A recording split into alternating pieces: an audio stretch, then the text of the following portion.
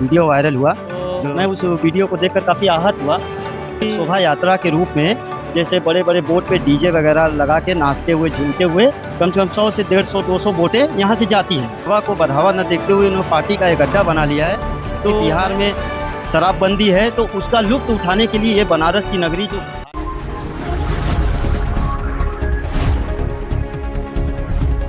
माँ गंगा में पहले इफ्तार पार्टी, उसके बाद शराब की पार्टी। भारत देश में जहां गंगा को माँ का दर्जा दिया जाता है, वहां लोग तरह तरह के कृत्य करते हैं और बड़े गौरवान्वित तरीके से वीडियो बनाकर उसको वायरल कर देते हैं। ताज़ा मामला आज आया है वाराणसी से ही, जहां पे कुछ लोग बधावा जाते हुए माँ शीतला के द्वार जाते हुए एक वीडियो बनाते हैं और उसका कनेक्शन माझी समाज से बताया जाता है। सोशल मीडिया पे तमाम वीडियो वायरल हो रहे हैं। हमारे साथ इस वक्त मौजूद है माँ गंगा निषाद राज्य न्यास से राकेश बबलू जी, हम उनसे बात करते हैं। क्या कुछ कहेंगे? आज आपने पत्रक भी सौंपा है।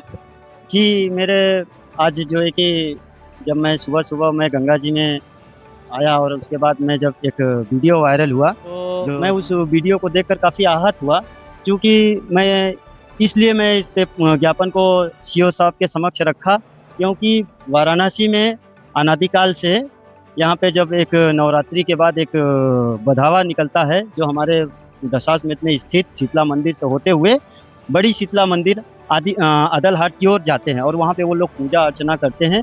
और वो पूजा अर्चना यहाँ पे एक शोभा यात्रा के रूप में जैसे बड़े बड़े बोट पे डीजे वगैरह लगा के नाचते हुए झूमते हुए कम से कम 100 से 150-200 बोटें यहाँ से जाती हैं, जिसमें पूरा माझी समाज सम्मिलित होता है। अचानक से मैं एक न्यूज़ देखा जिसमें कुछ लोगों ने जो है कि मदिरा का सेवन करते हुए एक वीडियो वायरल हुआ, जिसका कनेक्शन सीधे माझी समाज से बताया जा रहा था। तो वहाँ पे जब मैं वीडियो देखा, तो एक सामाजिक माझी निषाद समाज का एक कार्यकर्ता होने के नाते मुझे कहीं ना कहीं से इसमें कुछ अलग समझ में आया। तो मैं तुरंत अपने माँ गंगा निषाद राज्य सेवा न्यास समिति के पदाधिकारियों से बैठक किया और उसमें करके मैं इसको सीधे इस समस्या से अलग बताने के लिए, क्योंकि इस भीड़ बड़े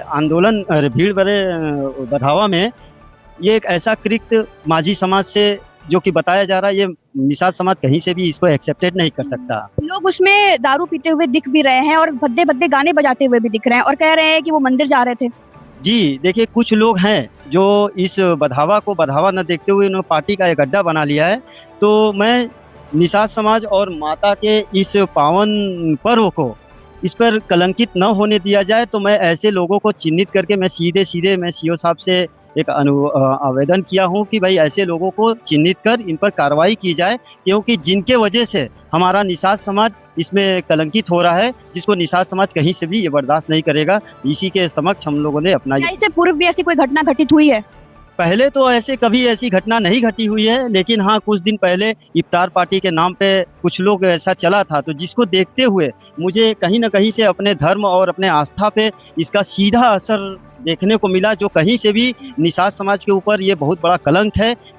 मैं सामाजिक कार्यकर्ता होने के नाते मैं सीधे इसको नकारता हूँ। कैसे ये कौन लोग हैं, क्यों इसमें आते हैं? लोग तो कहते हैं कि रात में अगर निरीक्षण किया जाए तो कई लोग कोने कोने में दिख जाएंगे ऐसे कृत्य करते हुए। देखिए, पहले की अपेक्षा आज बनारस काफ़ी विकसित हो गया है और इसमें पहले से ज़्यादा आज पर्यटक यहाँ पे आ रहे हैं। आप अगर से गंगा जी में घूमेंगी तो जो आज इस समय देख रही हैं, कम से कम 9-10 बजे तक यहाँ पे भीड़ की होती है और उस भीड़ में बनारस के निषाद समाज नहीं, पूरे प्रांतों से, हिंदुस्तान के हर कोने कोने से यहाँ पे लोग आते हैं और यहाँ पर आकर घाटों पे बैठकर ये करते हैं। तो इसको सीधे माझी समाज से जोड़ देना ये कहीं से सही नहीं है, क्योंकि यहाँ पे कई ऐसे पर्यटक भी हैं जो कि जैसे कि बिहार में शराबबंदी है, तो उसका लुत्फ उठाने के लिए ये बनारस की नगरी जो घाटों का रेला देख रही है, यहाँ पे कहीं पे भी ये सार्वजनिक होकर ये काम करते हैं और जिसमें निषाद समाज बदनाम होते हैं। क्या माझी समाज में एकता है?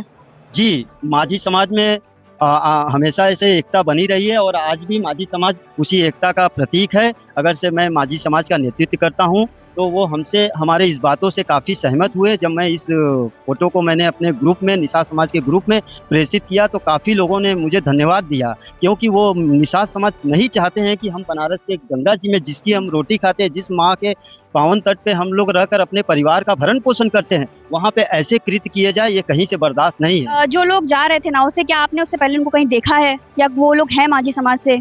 जी, इसका पुष्टि कर पाना कहीं से ये संभव नहीं है, क्योंकि यहाँ पे मैंने पहले ही बता दिया हूँ कि 1 से 150 से 200 नावें जाती हैं और उस पूरे नावों में डीजे और भक्ति गाना लगाकर जाते हैं, लेकिन उसके बीच में कहीं-कहीं कोई ऐसा कृत्य कर देता है जिसका असर सीधे माझी समाज पर पड़ता है और जिसमें माझी इसमें सिर्फ माझी समाज के लोग रहते हैं, अन्य लोग भी रहते हैं? इस समय तो ये बढ़ावा आदिकाल से सिर्फ निषाद समाज ही इसका करता आ रहा है और आज भी करता है, लेकिन ये माँ का भक्ति का द्वार है, भक्ति का स्थान है, तो उसमें कोई इच्छुक होता है तो चले जाते हैं, लेकिन उनकी मंशा क्या होती है ये निषाद समाज तय नहीं कर पाता। बड़े गौरवान्वित तरीके से लोगों ने वीडियो बनाया, दिखाते हुए वायरल किया है उसको। ये कहीं न कहीं से निषाद समाज को कोई साजिश है? कहीं न कहीं से ये हो सकता है, कहीं न कहीं से ये निषाद समाज को इसको कलंकित करने की मानसिकता से ऐसे लोग जो कि वीडियो भी बनाते हैं और वायरल करते हैं, ये कहीं न कहीं से निषाद समाज और हमारे गंगा माता और शीतला माता के ऊपर उल्टा आघात है। प्रशासन से क्या मांग करते हैं? प्रशासन से मैं यही मांग करता हूँ कि जो लोग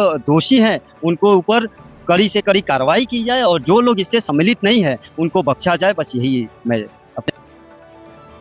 बात करें तो अभी हाल ही में इफ्तार पार्टी का एक वीडियो वायरल हुआ था जिसमें नाव वाले के ऊपर काफी आरोप लगाए गए थे, तो क्या अभी भी उसी एंगल से हम देख सकते हैं आरोप लगाए जा रहे हो? अब हिंदू धर्म में भी ऐसा आरोप लगाया जा रहा हो? देखिए, कहीं न कहीं से साजिश तो हो ही रहा है। अब जैसे इफ्तार पार्टी वाली बात है, उसमें सीधे नाविक ने जाकर वहाँ पे अपने बयान को दिया है कि मेरी नाव को कहीं न कहीं से धोखे से लेकर जाया जाता है और वहाँ पे ऐसे कृत्य किया जाता है, जो नाविक जो चलाने वाला होता है वो मालिक के अधीन होता है। मालिक ने कहीं न कहीं से भेजे और नाविक लेकर गया और उसको इस बात की समझ में नहीं आया कि आखिर हो क्या रहा है, और जब पता चला तो वो सीधे अपने आप को शासन प्रशासन के हिसाब से अपना कर दिया। हिंदू समाज को, हिंदू संस्कृति को बदनाम करने की कोई साजिश है ये कहीं न कहीं हो सकता है। मैं इसको पूर्ण रूप से दावा तो नहीं कर सकता हूँ, लेकिन जिस प्रकार से ये कृत्य हो रहे हैं, कहीं न कहीं से अगर से किसी के ऊपर अगर से ये आरोप आ रहा है तो हो सकता है हमारे समाज और हमारे भगवान के, हमारे धर्म के ऊपर भी ऐसे कृत्य करके हमें आरोपित किया जा सकता है, इसमें कहीं दो राय। तो हमारे साथ राकेश साहनी जी जुड़े हुए थे जिन्होंने बताया कि कहीं ना कहीं ये साजिश हो रही है। उन्होंने पत्रक भी आज सौंपा है